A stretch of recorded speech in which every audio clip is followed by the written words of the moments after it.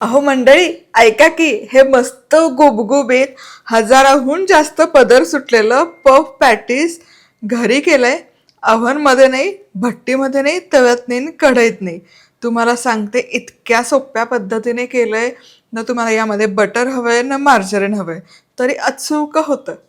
विश्वास नाही बसणार. पटकन रेसिपी सुरू करूयात. नमस्कार, मी मधुराज रेसिपी मराठीमध्ये तुम्हा सर्वांचं खूप खूप खूप मनापासून स्वागत. हो, अगदी खरं ऐकलं. अव्हनचा अजिबात वापर न करता पफ पॅटीस करणार आहोत. अरे कसं सांगते की. बरं, सगळ्यात आधी पीठ मळायला घेऊ. पण सगळ्यात आधी तुम्हाला काय करायचंय, पटकन सबस्क्राईबवर क्लिक करा. तर 2 कप मैदा घेऊयात. यावर मीठ घालायचं आणि 2 पळी हे तेल घालते मी, म्हणजे साधारण 3 टेबलस्पून. थंड तेल घालायचंय, गरम तेल नकोय, कारण हे पॅटीसचं आवरण अलवार झालं पाहिजे, कुरकुरीत नाही. आता हे तेल छान असं याला मिसळून घ्यायचं मैद्याला. अगदी महत्वाची स्टेप आहे ही. तेल आहे ना, हे बघा, तेल असं मिसळलं गेलं पाहिजे की हे मिश्रण हातात गेलं की याचा असा उंडा तयार होतो. हे बघा, असं छान तेल मिसळलं गेलं पाहिजे. आता हे मळताना आहे ना, हलकं कोमट पाण्याचा वापर करा. गरम गरम नाही, कोमट पाणी, म्हणजे ते पीठ एकसारखं मळलं जातं आणि पटकन मळलं जातं. आणि जेव्हा आपण ते पफ करूयात ना, तेव्हा त्यावर ते असे बुडबुडे वगैरे अजिबात नाही. आणि हे मिसळायचं. कोमट पाणीच घ्या, गरम गरम कडकडीत नको. आणि घट्टसर याचा गोळा तयार करायचा. थोडं थोडं पाणी घालून घट्टसरच पीठ मळा, सैल अजिबात करू नका. आता हे पीठ आहे ना, छान मळून मळून घेतलंय. 4 ते 5 मिनिटं तरी मळून घ्यायचंय. लवचिक झालं पाहिजे. जितकं छान लवचिक होईल तितकं आपले पफ पॅटीसचं जे आवरण आहे ते अलवार होईल. छान असं आहे ना, मळून मळून मळून घेतलंय मी. थोडंसं मळायलाच मेहनत घ्यावी लागते याला. पीठ जितकं एकसारखं होईल तितकं आपलं आवरणही एकसारखं होतं. आता यावर पुन्हा थेंबर तेल घालूयात. छान असं कोट करूयात, म्हणजे या पिठावर पण बुडबुडे येत नाही तेलामुळे. झाकण ठेवायचं आणि एक अर्धा तास तरी मुरण्याकरता ठेवूयात. आता हे पफ पॅटीस करायचं, त्याचं सारण कसं करायचं ते बघणार आहोत. तर सारणासाठी काय काय साहित्य घेतलं ते बघूयात. बरं, सविस्तर यावी हवी असेल तर खाली डिस्क्रिप्शन बॉक्समध्ये व्हिडिओच्या शेवटी मिळेलच. उकडून मॅश करून घेतलेला बटाटा, कोथिंबीर, मटार, गरम मसाला, जिरं, हळद, धनेपूड, लाल तिखट, चवीपुरतं मीठ, चाट मसाला. चाट मसाला नसेल तर काळं मीठ, लिंबाचा रस वापरला तरी चालेल. आणि यासोबतच आपल्याला लागेल तेल. आता भाजी करण्यासाठी इथे चमचाभर तेल गरम केलं. सगळ्यात आधी जिरं छान फुललं पाहिजे. जिरं मस्त फुललं की यामध्ये सगळे सुके मसाले घालूयात. धनेपूड, गरम मसाला, लाल तिखट, हळद मिसळूयात. आता यामध्ये उकडून मॅश केलेला बटाटा, मटार, चवीपुरतं मीठ, चाट मसाला, कोथिंबीर घालूयात. गॅस बंद करते. मिसळून घ्यायचं. गॅस सुरू ठेवून कधीच ही भाजी आहे ना परतायची नाही. गॅस बंद करा लगोलग. मटार मी फ्रोझन वापरला, तो शिजवलेलाच असतो, त्यामुळे वेगळा शिजवायची अजिबात गरज नाही. पण ही अगदी महत्वाची टीप आहे. बंद गॅसमध्येच बटाटा घाला, नाहीतर तो ना फार पचपचित होतो आणि त्याला पाणी खूप सुटतं. मस्त दिसतंय बघा. ते चाट मसाला, हे सगळे मसाले, याची चव इतकी मस्त उतरते या सारणात, बहारदार. वा वा. आता हे आपलं सारण तयार आहे. आता हे पफ पॅटीस करण्यासाठीचं आपण कणिक मळून ठेवली आहे. सारणही तयार आहे. आता पुढे काय करायचं, आता कॉर्नफ्लॉवरची स्लरी आपण तयार करूयात. तर त्याकरता साजूक तूप घ्यायचं. शक्यतो असं वितळलेलं तूप घ्या, म्हणजे स्लरी एकदम परफेक्ट होते. आणि यावर कॉर्नफ्लॉवर घालूयात. कॉर्नफ्लॉवरच्या ठिकाणी मैदा वापरला तरी चालेल. आणि हे यामध्ये मिसळून घ्यायचं. हे बघा, फेटून घ्यायचं आणि छान. हे जितकं छान फेसलं जाईल तितकं छान याला आवरण येतं. आता हे तयार आहे, हे बाजूला ठेवूयात. आता जवळपास अर्धा तास हे कणिक आपण मुरण्याकरता ठेवली होती. झाकण काढायचं. वा, बघा मस्त झाली. खूप त्याला पाणी सुटलं नाही आहे. याच्यावर खूप असे बुडबुडे देखील आले नाही आहेत. परफेक्ट तिमली गेली आहे. आता याचे एकसारखे पोर्शन्स करायचे. खूप मोठे नका ठेवू, लहान लहानच करा. लिंबाच्या आकारापेक्षा थोडे मोठे, कारण आपल्याला त्याची आता लाटायची आहे एकसारखी पोळी. 8 पोर्शन करते मी, म्हणजे 4 याचं एक पफ तयार होईल या दृष्टीने. आता तेल, पीठ काहीही न वापरता एकदम पातळ पोळी लाटून घ्यायची. अजिबात पिठाचा तेलाचा वापर करू नका आणि जितकी शक्य होईल ना तितकी ही पातळसर लाटायची. आणि हे आपलंच चॉपिंग बोर्ड आहे मधुराज रेसिपीचं. बघा असं मल्टिपल यूजसाठी तुम्ही हे वापरू शकता. एकदम पातळ लाटा. जितकी लाटत जाल ना तितकी ही पुन्हा स्ट्रेच बॅक होते. त्यामुळे उचलायची आणि लाटून घ्यायची. मेनली कडकड. आणि एकसारखी नाही आली, तुटली बिटली काहीही हरकत नाही आहे, कारण हे सगळं लेअरमध्ये ॲडजस्ट करतो आपण. बघा आता चॉपिंग बोर्ड पण दिसायला लागलं, इतकी ही पातळ लाटून झाली.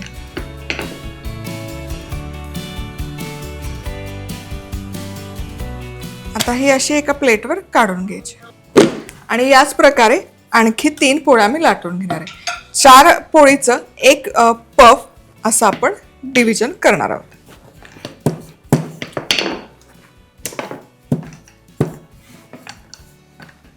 चौथी पोळी पण आपली इथेही लाटून झाली. एकदम पातळ झाली पाहिजे. त्याच्यावर सुरकुत्या आल्या, बळकुट्या आल्या काहीच इशू नाही. पातळ होणं जास्त गरजेचं आहे.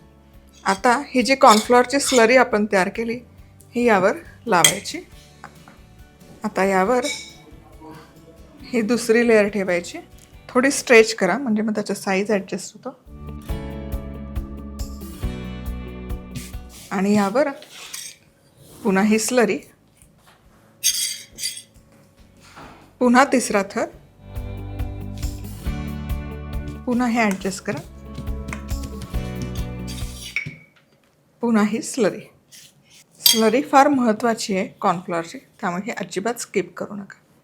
आणि हा आता चौथा थर, हाही स्ट्रेच करून पोळीच्या आकाराला जुळवून घ्यायचा.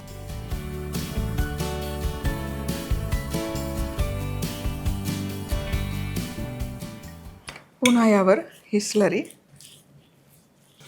आता हे झालं की हे दुमडून घ्यायचं. ही दुमड घेतली की यावर पुन्हा एक स्लरीचा थर, पुन्हा हे दुमडायचं, पुन्हा यावर हे कॉर्नफ्लॉवरचं थर, आणखी एकदा दुमडायचं, पुन्हा यावर कॉर्नफ्लॉवर,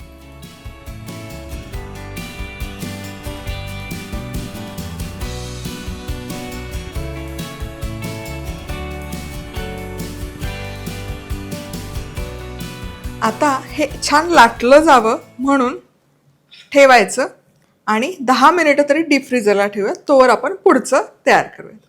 पण आता हे छान लाटलं जावं आणि खूप असं सैल होऊ नये म्हणून 10 मिनिटं तरी डीप फ्रीजरला हे ठेवायचं.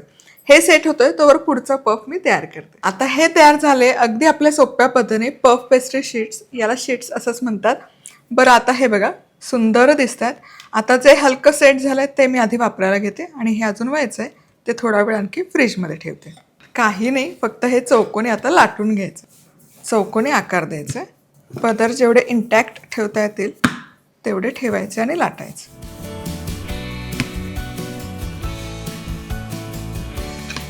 आता हा चौकोनी लाटून झाला. आता याचे मधोमध कट करून घ्यायचं. 4 विभाजन करून घ्यायचे. आता यामध्ये सारण भरायचं.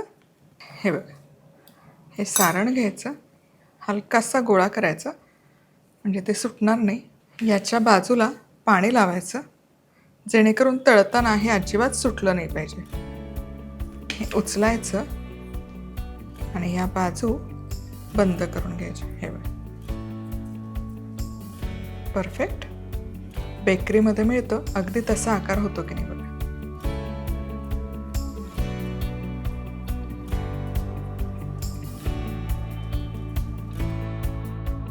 हे पदर आणखी ऑलरेडी दिसत आहेत. आता हे ठेवूयात. आता याच प्रकारे सगळे पफ मी भरून घेते. बटाट्याच्या भाजीचं सारण ठेवून घ्यायचं. पाणी लावायचं भरपूर. मेन भाजीच्या बाजूला जास्त लावा कारण हे आतून जास्त सील होणं गरजेचं आहे, कडकड सील करण्यापेक्षा. जेणेकरून कड जरी उमलली तरी आतून नाही सुटलं पाहिजे. आता हे दुमडायचं आणि हे जुळवून घ्यायचं.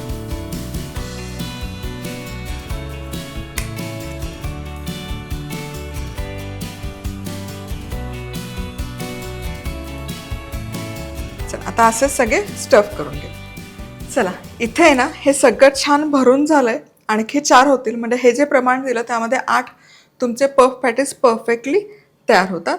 आता तेल मोठ्या आचेवर गरम केलं आणि मग नंतर अगदी मंद आचेवर करायचं. मोठ्या आचेवर हे अजिबात तळायचं नाही. गॅस हवं तर बंद करा, पण हे सोडण्यापूर्वी असं पुन्हा एकदा सील करा व्यवस्थित. तेलामध्ये सोडा. आता गॅस सुरू करते. आणखी एक सोडते. आता हे काहीच करू नका, अलगद याचे याला तळू दे. वा वा वा, बघा काय उमलत आहेत हे. म्हणजे आता बेकरीत जायची गरजच नाही हे पॅटीस विकत आणायला. वा बघा टपोरे फुललेत. हा पण बघा केवढे पदर आलेत आणि एकदम हलकं झालं आहे बघा. हे बघा किती सुंदर पदर आलेत. वा दोनही मस्त दिसत आहेत. सुरेख तळून झालेत. आहा हा बघा काय पदर आले. आ हा हा हा. चला आता एक एक काढते. बरं काय होतं ना या पॅटीसचं तुम्हाला सांगते तळलेल्या, या पदरांमध्ये खूप सारं असं तेल जमा होतं. म्हणून याची ही खास ट्रिक आहे. हे जाळीवर काढताना आहे ना हे असंच काढा, आडवं नका ठेव. हे बघा म्हणजे जे जमा झालेलं तेल आहे ते सगळं निथळून जाईल. पुन्हा एक दाखवते. पण पदर बघा. वा वा वा. हे असं उभंच ठेवा. आडवं झालं उभं करते म्हणजे तेल जे आहे ना ते सगळं निथळून जातं. वा बघा तेल निथळतं की नाही सगळं. ज्यांची तक्रार असते ना खूप सारं तेल त्याच्यात साठतं, तर त्यांच्याकरता म्हणून ही छान एक ट्रिक आहे.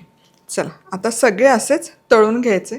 दाखवते तुम्हाला सगळं कसं झालंय ते. आहा काय दिसतंय बघा. आता तेल खूप राहतंय ही तक्रार घेऊन माझ्याकडे यायची नाही. बघा वा वा वा काय दिसतंय बघा. सगळं तेल खाली निथळून जातं आणि आपण बेकरीतून आणतो ना त्यापेक्षाही काय मस्त पदर सुटलेत, भन्नाट. आहा. चला पुढची बॅचही तयार आहे आणि पुन्हा पुन्हा सांगते, अलगद उचला, झाऱ्या घ्या, थोडं तेल आधी कढईतच निथळा, सगळं थरामध्ये साचलेलं तेल निथळा आणि मग असं जाळीवर उभंच ठेवा म्हणजे इथे पण सगळं तेल निथळत राहील.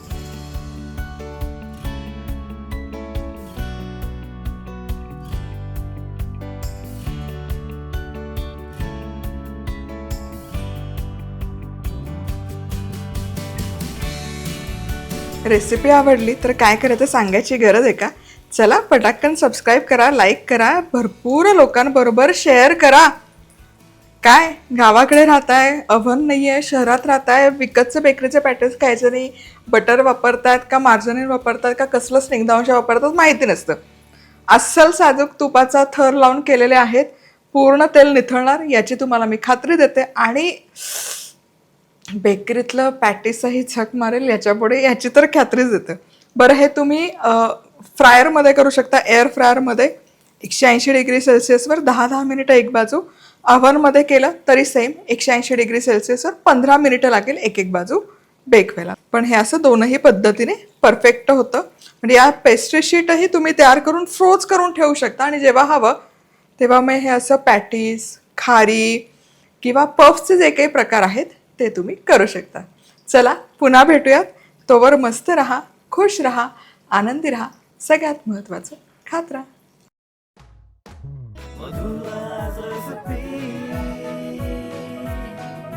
मधुराज रेसिपी, महाराष्ट्राची अस्सल चव.